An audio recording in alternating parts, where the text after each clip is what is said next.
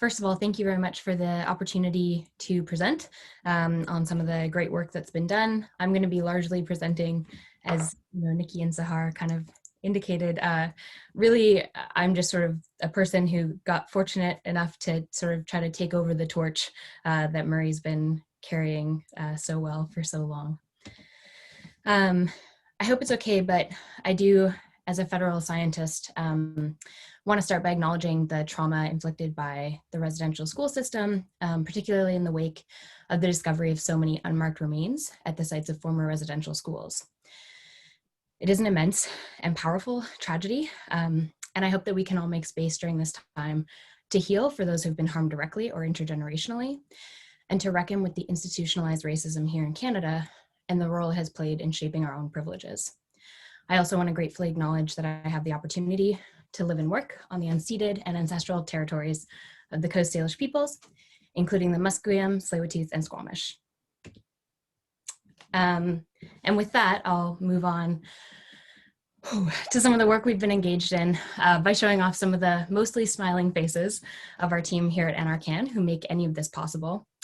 So when Sahar asked me to think about how things have improved since the beginning of the DRR pathways back in January 2019, I actually think this slide alone is one of the biggest changes. So half of the people on this slide have come to NRCan in the last 2 years, myself included. And it's brought so much capacity to the work that we're doing, which will be highlighted by how many of us you'll see presenting today and Monday. And even if you don't see our faces presenting, it really has shaped all of the work that's being done through numerous projects that we've had the chance to undertake through both disaster risk reductions pathways, as well as the emergency management strategy. So the one I'll be talking about currently is our seismic risk modeling framework, which is the basis for the National Seismic Risk Profile for Canada, wherein we assess the impacts of earthquakes on Canadians and the buildings they inhabit. So pathways really help to bridge the gap between the earthquake risk modeling work to take us sort of beyond just damage to buildings.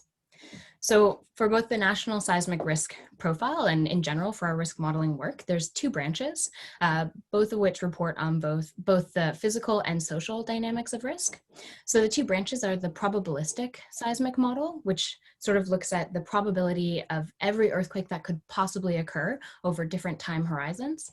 And then the earthquake scenario catalog, which sort of allows us to develop a richer narrative around an individual earthquake event. And both of these present on the types of risk in terms of the physical risk, which we're probably the most familiar with, in terms of building performance, public safety, economic security, and social disruption. And then some of the strains on social fabric that are going to be covered more in subsequent presentations, where we look at things like impacts to shelter, autonomy, financial agency, and family structure. All of this work is produced using the OpenQuake engine from the Global Earthquake Model Foundation. This is another area that I really want to highlight over the last 2 years, that the Canadian model has really continued to push the boundaries of what the OpenQuake engine is capable of. I'm sure something that is both a positive and a real negative for the folks over at the Global Earthquake Model Foundation. But through the excellent work of our collaborators there, we've seen really huge improvements in the engine in terms of the speed of computations, as well as some augmented functionality that it seems has been kind of largely driven by this work being done here in Canada, and particularly work that we're doing through the DRR pathways. So this includes the ability to perform stochastic damage calculations. That's where, rather than taking a fully probabilistic approach, where you say, here's the probability of this shaking, you can actually say, okay, if we run enough earthquakes over a long enough time, can we recreate the statistical outputs with having a bit more flexibility, though, to look at individual events. So we have these stochastic damage calculations, and we also have consequence functions, which allow us to report on Sendai indicators through the probabilistic branch of our model, instead of being limited to only looking at some of these Sendai indicators for the scenarios alone. So that's been a huge improvement. And we know, generally speaking, that BC bears the largest burden of seismic risk in Canada, with kind of Quebec coming in about second place. And this is largely due to our proximity to active tectonic plate boundaries. And I think that's sort of what's made the DRRP project so important as a testing ground for this comprehensive and cross-disciplinary risk study. So I sort of like to take a little bit of a step back out so that we can think about what are the changes that we've seen over the last 2 years. And so when we talk about seismic risk, perhaps, some of the technical folks on this call would know this, but I think it's always a good reminder that risk really sits at this nexus of our exposure, which refers to who and what are in harm's way, our hazard, which refers to either a particular earthquake or could be other hazards, or a set of earthquakes that are possible. And then our fragility, which refers to how susceptible we are to that hazard given our exposure. And so the way that we actually kind of a schematic for the modeling that we're doing is kind of shown here.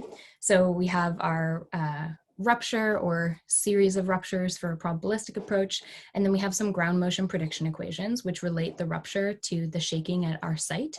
And this is largely the purview of the National Seismic Hazard Model, which I want to note was updated in 2020. And through the DRRP and EMS, we've been able to take some time to really think about how to reflect that into the seismic risk modeling that we're doing.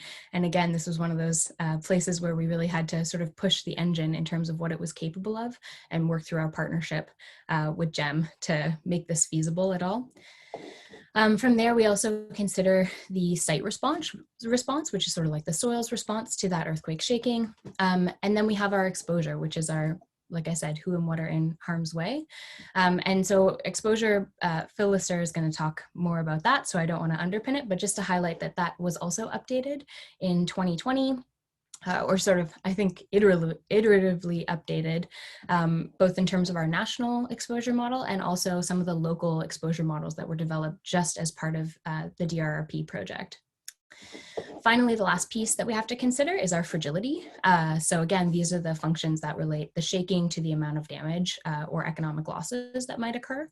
And all of these were updated in 2021 for the GEM Canada fragility and vulnerability functions. So those are loosely based on HAZIS originally, and then have been subsequently updated by the Global Earthquake Model Foundation and AON.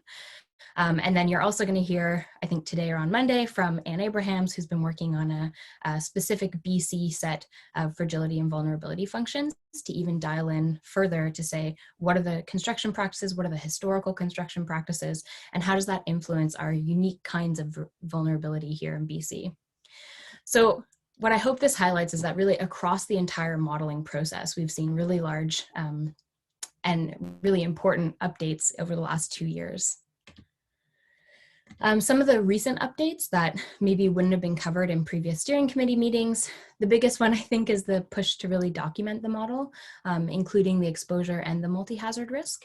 And we know that this is very important in order for us to be able to share any of the results that we're getting. We need to be able to put them up online so that other folks can have access to them outside of the DRRP and going forward after the DRRP finishes. So most of the documents we are hoping to have out sometime in the next year, I would say, but likely starting to roll out in this fall and then into next spring. Then we have a lot of adjustments that we've been doing to the national model, which of course, can also have impacts on the kinds of scenarios that folks here in DRRP are working on. So we're making some minor changes to the hazard model. We've undergone an internal review of the fragility and vulnerability functions. We've gotten some feedback on retrofit simulations, which I'll talk more about in a second. We've undertaken an external review of the model from Tuna Owner. And then we've been doing some scoping of some of the outputs and indicators to make sure that they're all properly aligned with Sendai. We've also been doing extensive sensitivity testing of the model, which again will be important for maybe groups here who like to use the technical kind of outputs of our modeling. So of course, with Canada and even just with BC, there's a real balance that we have to strike between the computational demands of these intensive risk models and some of the granularity of the outputs, where we want to be able to report things at the finest level, finest scale, in order to have kind of this opportunity for meaningful risk reduction at a community level without breaking all of our computers. We've also had the public launch of the scenario catalog just this month, so I'll talk more about that in just a second, but a major development. And then finally, we've made some big strides in the development of Risk Profiler, which is this purpose-built web application for sharing risk understanding with members of the community. And I'll talk more about that later as well, but I really want to highlight that I think that's one of the big pieces that shows the interdisciplinary nature of the DRRP project, is that we can go from the science all the way to, okay, who's going to use it and how do we need to share the information in order for it to be helpful. So looking at some of the retrofit work we've been doing, there was a pre-existing strategy to consider retrofits by looking at if we were to bring all the current building stock up by one level of code higher. So if you were a mid-code building, you'd become a high-code building under a retrofit scenario.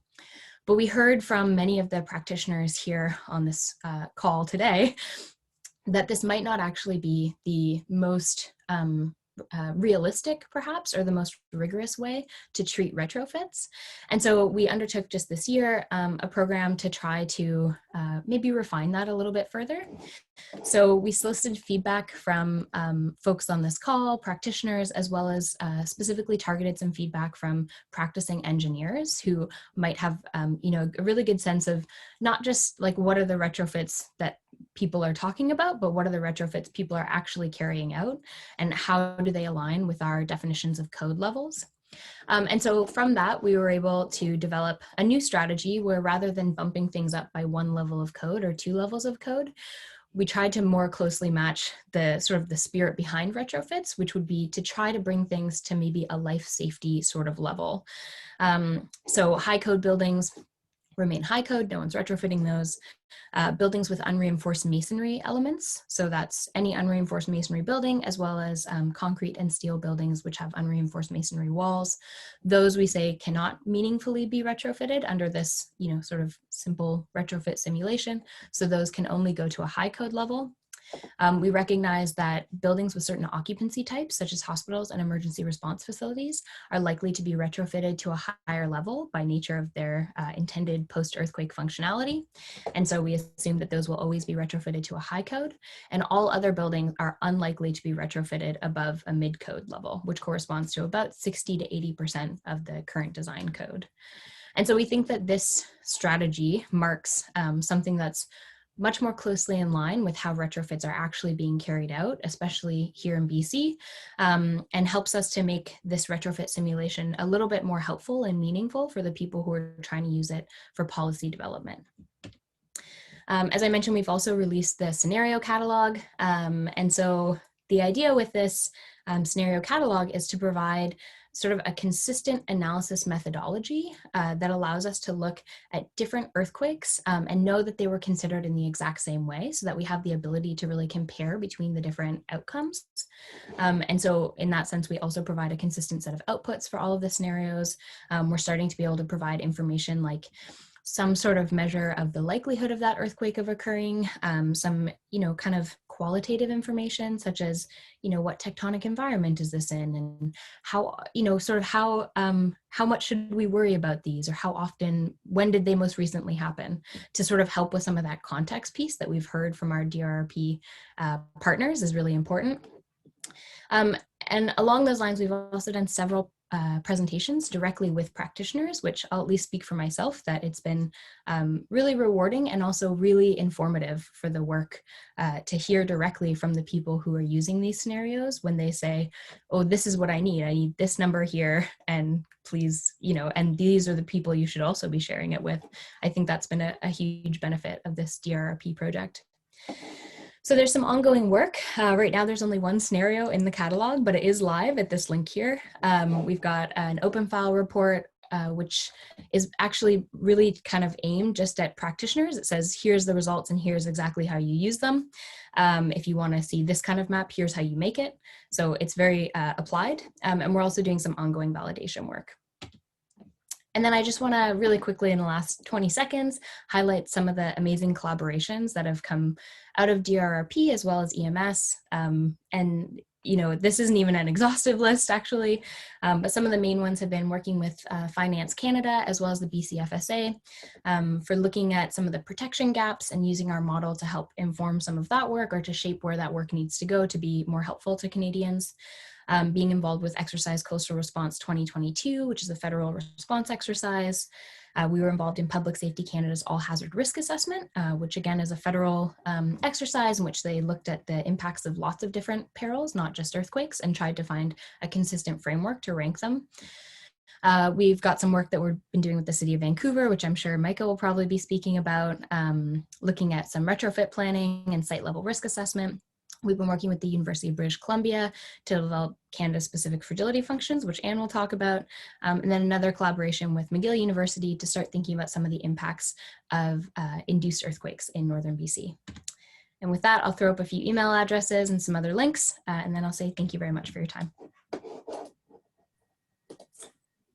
Thank you, Tiegan. So yeah, you can see we have really moved the needle on seismic risk. Think about it 2.5 years ago, where the work that was carried out in the District of North Vancouver was really kind of the leading work, and it was very limited to just a community scale. But now, you know, we have this work that's now at a national scale and a whole bunch of scenarios that are being developed and taking it beyond just the risk assessment to inform seismic retrofit policy.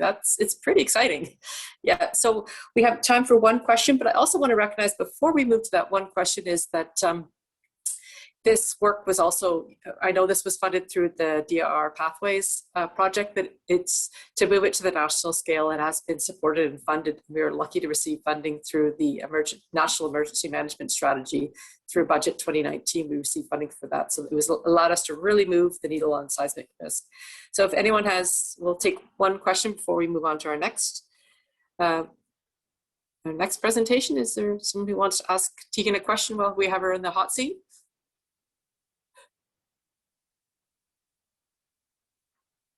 If not, we can wait till all the presentations are over and do questions at that point. That'll give you some time to think and digest. Why don't we do that? So with that, I will move to our next presentation. So if you guys want to get the slides up, I'll introduce our next presenter. So this is a co-presentation with a new research science